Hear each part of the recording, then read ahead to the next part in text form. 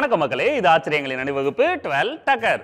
தமிழ்நாட்டுக்கு பெருமை சேர்க்கிற பல இடங்கள்ல ஒண்ணு மதுரை காந்தி மியூசியம். அதை பத்தின 12 டக்கரான தகவல்கள் உங்களுக்காக. மதுரையோட சென்ட்ரல் பார்ட்ல இந்த காந்தி மியூசியம் அமைஞ்சிருக்கு. ஒரு அரண்மனைய மியூசியமா மாத்தி காந்தியை பத்தின எல்லா விஷயங்களையும் தெள்ள தெளிவா நமக்கு சொல்லி தராங்க. உள்ள போயிட்டு வெளில வரும்போது நமக்கு ஒரு தெளிவு கிடைக்கும். 1948ல காந்தியை சுட்டதுக்கு அப்புறம் அவரோட பேர்ல ஒரு ட்ரஸ்டா ஆரம்பிச்சாங்க. அந்த ட்ரஸ்ட் மூலியமா மக்கள்கிட்ட நிதி திரட்டி இந்த மியூசியத்தை கட்டலாம்னு முடிவு பண்ணாங்க. மக்களால மக்களுக்காக கட்டப்பட்ட மியூசியம் இது. மக்கள் கிட்ட நிதி உதவி வாங்கி இந்தியா முழுக்க 7 பிளேஸ்ல மியூசியம் கட்ட முடிவு பண்ணாங்க. அதுல ஒரு பிளேஸ் தான் மதுரை. ஏன் காந்தி மியூசியம் கட்டுறதுக்காக மதுரையை சூஸ் பண்ணாங்க தெரியுமா? 1921ல காந்தியடிகள் மதுரைக்கு வந்திருக்காரு.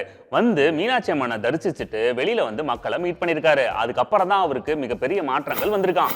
மக்கள் எல்லாருமே அரை ஆடை அணிஞ்சு போறதை பார்த்துட்டு நம்ம காந்தியடிகள் ரொம்ப வருத்தப்பட்டிருக்காரு. அன்னையில இருந்து இனிமே என்னைக்கு மக்கள் முழு ஆடை அணியறாங்களோ அன்னைக்கு தான் நானும் முழு ஆடை அணிவேன் அப்படின்னு சொல்லிட்டு அரை ஆடையை அணிய ஆரம்பிச்சிட்டாரு. மதுரைக்காரங்க தான் காந்தியடிகளுக்கே மாற்றத்தை கொடுத்திருக்காங்க.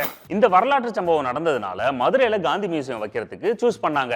அது மட்டும் இல்லாம அங்க இருக்கிற ராணி மங்கம்மாள் அரண்மனையை மியூசியம்காக சூஸ் பண்ணிருக்காங்க. அரண்மனையில மியூசியம் பார்க்கவே பிரம்மாண்டமா இருக்கும். எல்லா ஒர்க்கும் முடிஞ்சு 1959 ஏப்ரல் 15 வந்து இந்த மியூசியத்தை ஓபன் பண்ணாங்க. அப்போதைய பிரதமர் நேரு அவர்கள் நேரடியா வந்து இதை திறந்து வச்சாரு. வேற லெவல். இந்த மியூசியத்தோட ஸ்பெஷாலிட்டி என்ன தெரியுமா? காந்தியடிகள் யூஸ் பண்ண 14 பொருட்களும் 32 மாதிரி பொருட்களும் இங்க இருக்கு. அது மட்டும் இல்லாம அவர் படிச்ச புத்தகங்கள் அப்புறம் போதனைகள் எல்லாமே இங்க பார்க்கலாம். காந்தியடிகளை சுட்டப்ப அவர் போட்டிருந்த ட்ரெஸ்ஸை இங்க வச்சிருக்காங்க. அந்த ரத்தக்கரையோட இருக்கிற அந்த ட்ரெஸ்ஸை இன்னமும் பாதுகாத்துட்டு வராங்க. அந்த ட்ரெஸ்ஸை பார்க்கும்போது நமக்கு தேசிய உணர்வு வரும். மிஸ் பண்ணாம பாருங்க.